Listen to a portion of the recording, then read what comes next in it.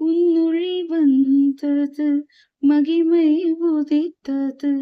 உன்னொளி வந்தது மகிமை உதித்தது.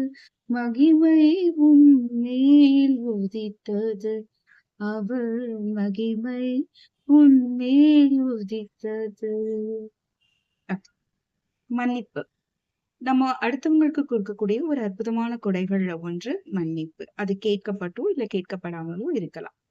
சோ ஒருத்தவங்க நமக்கு எவ்வளவுதான் பாதகம் பண்ணியிருந்தாலும், ஆபத்து உண்டாக்கி இருந்தாலும், இல்ல நமக்கு கெடுதல்கள் பண்ணியிருந்தாலோ, இல்ல நம்மள காயப்படுத்திருந்தாலோ, நாம அவங்களுக்கு குடுக்கக்கூடிய ஒரு கிஃப்ட்ன்னு கூட சொல்லிக்கலாம். அது மன்னிப்பு.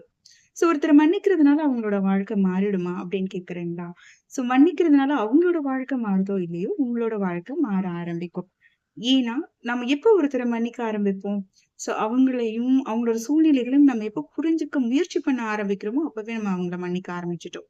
சோ எப்ப புரிஞ்சுக்க முயற்சி பண்ணுவோம்? நம்மளோட சிந்தனை விதி சரியாக மாறும்போது, நம்ம அவங்கள மன்னிக்க ஆரம்பிப்போம். சோ இதுக்காக நம்மளோட உணர்வுகள நம்ம காயப்படுத்திக்கணுமா? அப்படின்னு கேட்டீங்கன்னா, இல்ல. முதல்ல நம்ம நம்மள மன்னிக்கணும்.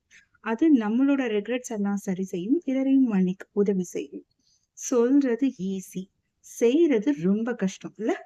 ஆனா நம்ம நினைச்சோம்னா நம்மளால செய்ய முடியும். நம்மளோட வாழ்க்கை ஒரு விஷயத்த செய்றதுனால மாறுதுன்னா, அத செய்றதுல எந்த தப்பும் இல்ல. நம்பிக்கை தானங்க வாழ்க்கை. சோ இந்த கன்டென்ட் உங்களுக்கு உண்மையிலேயே புடிச்சிருந்துச்சுன்னா, லைக் பண்ணுங்க, சப்ஸ்கிரைப் பண்ணுங்க, அதிகமா ஷேர் பண்ணுங்க. நான் நிர்மலா சிங்கரர், உங்களுடைய பாசிட்டிவ் சைக்காலஜிஸ்ட்.